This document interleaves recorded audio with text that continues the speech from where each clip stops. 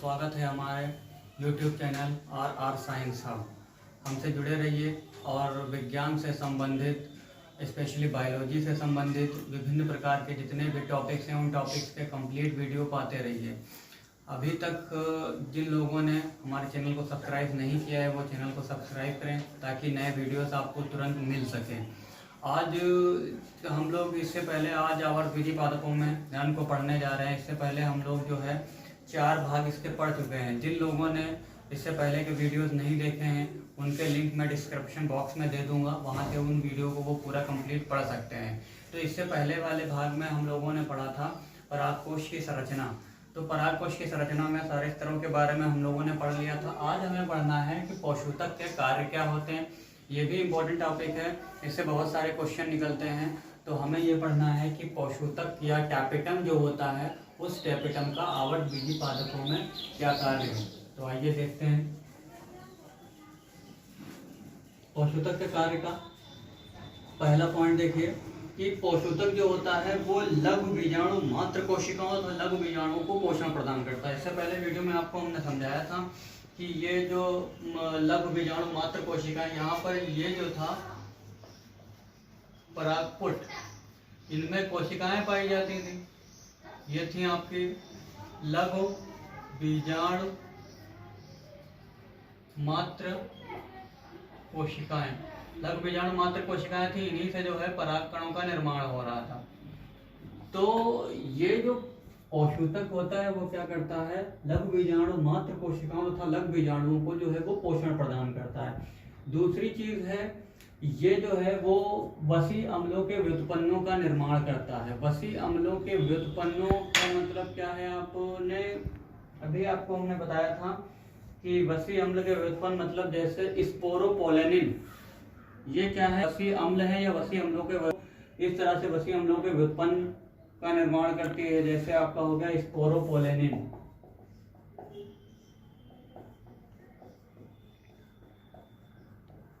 तीसरा पॉइंट यह है कि जो टैपेटम होता है वो कैलेज एंजाइम तथा IAA हार्मोन का स्राव करती हैं। अब कैलेज एंजाइम क्या है और IAA हार्मोन, IAA हार्मोन को हम लोग आगे पढ़ेंगे वृद्धि वाले में, वृद्धि नियामक और रोधी हार्मोन्स में। कैलेज एंजाइम के बारे में थोड़ा सा हम लोग समझ लेते हैं। देखिए, जब परागकणों का विकास होता है तो प्रारंभ में लघु बीजाणु मात्र कोशिकाओं से जब परागकण बनते हैं तो वो परागकण स्वतंत्र नहीं होते हैं। वो परागकण जो होते हैं वो एक चतुष्क के रूप में होते हैं। मीन्स 4 परागकण जो होते हैं, 4 परागकण जो होते हैं वो एक दूसरे से जुड़े रहते हैं। और जुड़ते किससे हैं, इस तरह से चतुष्क के रूप में रहते हैं और एक दूसरे से जुड़े रहते हैं। जुड़ने के लिए इनके बीच में जो परत पाई जाती है उसको हम लोग बोलते हैं कैलोज परत। लेकिन टैपेटम क्या करती है, टैपेटम जो है वो एक एंजाइम का स्राव करती है। वो एंजाइम क्या करती है, इनकी परत को क्या करता है, गला देता है या परत को नष्ट कर देता है। परत को नष्ट कर देता है तो कैलोज परत को नष्ट करने वाला जो एंजाइम टैपेटम के द्वारा स्रावित किया जाता है उसे हम लोग बोलते हैं कैलेज एंजाइम। तो ये भी इंपॉर्टेंट पॉइंट है, इसको ध्यान रखिएगा कि जो लघु बीजाणु चतुष्क के रूप में होते हैं तो किस परत के द्वारा जुड़े होते हैं आपस में, तो कैलोज परत के द्वारा आपस में जुड़े रहते हैं। और ये परत नष्ट कैसे होती है, तो ये परत जो है वो कैलेज एंजाइम के द्वारा नष्ट हो जाती है। उसके बाद में देखिए नेक्स्ट पॉइंट है कि ये जो टैपेटम होता है ये परागकणों की बाह्य चोल का निर्माण करती है। आपको हमने बताया था कि टैपेटम जो ग्रंथि टैपेटम है वो क्या करती हैं, यूबिस्काई का निर्माण करती हैं। और यूबिस्काई जो है वो क्या था कि वसी गोलिकाओं के चारों तरफ स्पोरोपोलेनिन का जमाव हो जाता है तो उनको हम लोग यूबिस्काई बोलते हैं। और आपको पता होगा, आगे हम लोग अभी पढ़ेंगे कि परागकण जो होता है उसका बाह्य चोल जो होता है वो स्पोरोपोलेनिन का बना होता है। तो मीन्स क्या है, जो परागकण होते हैं वही परागकण जाकर जो परागकण हैं उनका जो बाह्य चोल है उस परागकण के बाह्य चोल का निर्माण जो है वो टैपेटम के द्वारा ही किया जाता है। उसके बाद में देखिए परागकणों के विकास में नेक्स्ट पॉइंट है कि ये परागकणों के विकास में सहायक होते हैं। यदि टैपेटम परत ना पाई जाए तो क्या होगा, ये भी एक बात आती है। तो अगर टैपेटम परत नहीं पाई जाएगी तो परागकणों का विकास नहीं होगा और परागकण जो होंगे वो बंद हो जाएंगे। तो ये 5 पॉइंट हो गए। छठा पॉइंट ये देखिए आप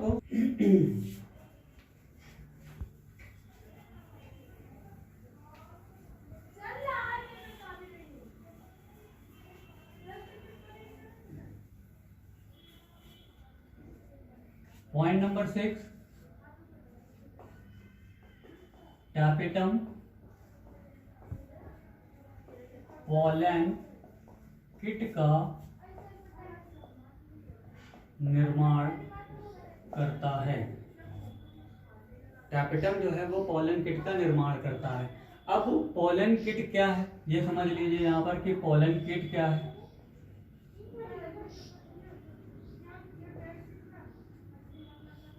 देखिए पॉलन किट क्या है, जो परागकण होता है, ये परागकण है। तो इस परागकण के चारों तरफ, इस परागकण के चारों तरफ इस तरह से एक पतली तेलीय परत होती है। इस पतली तेलीय परत को ही हम लोग बोलते हैं पॉलन किट। यानी कि जो भी परागकण होता है उस परागकण के चारों तरफ जो है पतली तेलीय जो है वो परत चढ़ी होती है। इस पतली तेली परत को हम लोग बोलते हैं पॉलन किट। ये जो पॉलन किट है, इस पॉलन का किट का निर्माण जो होता है वो टैपेटम के द्वारा ही होता है। इंपॉर्टेंट है, पूछा जाता है कि पॉलन किट किसे कहते हैं या इसका निर्माण किसके द्वारा होता है। तो पॉलन किट हमने बता दिया आपको कि परागकणों के चारों तरफ एक तेलीय चिपचिपी परत पाई जाती है। इस परत को हम लोग पॉलन किट कहते हैं। ये परत करती क्या है, कीट परागण में सहायक होती है। जो पॉलन किट है वो कीट परागण में सहायक होती है। मतलब जब कीटों के द्वारा ये कीटों को अपनी ओर आकर्षित करती है, जिससे कीटों के द्वारा परागण की प्रक्रिया जो है वो संपन्न हो सके। अब बात आती है कि इसके कार्य क्या होते हैं। तो देखिए जो पॉलन किट है इसके सबसे मुख्य कार्य यही होता है कि परागण के लिए कीटों को आकर्षित करना। दूसरा पॉइंट ये होगा आपका पराग कणों की पराबैंगनी किरणों से रक्षा करना। ठीक है, तो परागकणों की जो है वो पराबैंगनी जो परागकण होते हैं उनको अल्ट्रावायलेट जो रेडिएशन होता है उससे बचाने का जो कार्य करती है वो हमारी पराबैंगनी किरणें ही करती हैं। और ये जो है क्या करती है, कीटों को परागकणों कीट जो है वो परागकणों को आसानी से अपने शरीर से चिपका लेते हैं।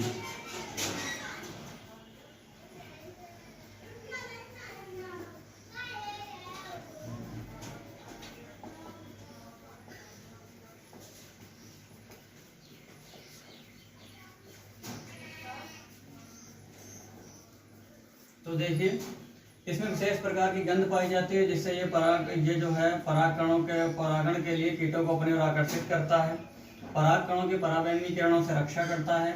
जब कीट आकर्षित हो जाती हैं तो चिपचिपे होने के कारण जो परागकण होते हैं, चिपचिपे होने के कारण जो परागकण होते हैं वो आसानी से कीटों के शरीर में चिपक जाते हैं। ये तो इसका कार्य हो गया। प्लस वर्तमान समय में जो है इससे कुछ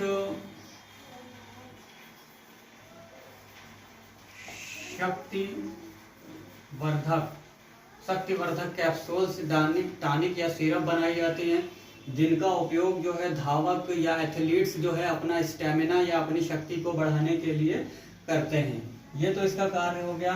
प्लस जो है कहीं पर वातावरण में अगर जो ज़्यादा परागकण उपस्थित होती है, पॉलन किट ज़्यादा उपस्थित होती है तो क्या होता है, वहाँ पर कुछ एलर्जी हो जाती है या सांस से संबंधित बीमारी भी हो जाती है। व्यक्ति को छींक आने लगती है, खांसी आने लगती है। ये इसके परागकण की जो पोलन किट होती है उससे एलर्जी के कारण ऐसा हो सकता है। दूसरी चीज़ जो हमारी पोलन किट है, वो पोलन किट जो है ये वो बहुत विशेष प्रकार के पोषक तत्वों के द्वारा बनी होती है, इसीलिए इसका उपयोग स्टैमिना या शक्ति को बढ़ाने के लिए करते हैं। तो यहाँ पर आपका एक ये वीडियो कंप्लीट होता है। आपके जो है आवर्तीय पादपों में जन्म के 5 वीडियो कंप्लीट हो गए। नेक्स्ट वीडियो में हम लोग डिस्कस करेंगे लघु बीजाणु जनन। तब तक के लिए देखते रहिए RR साइंस हब।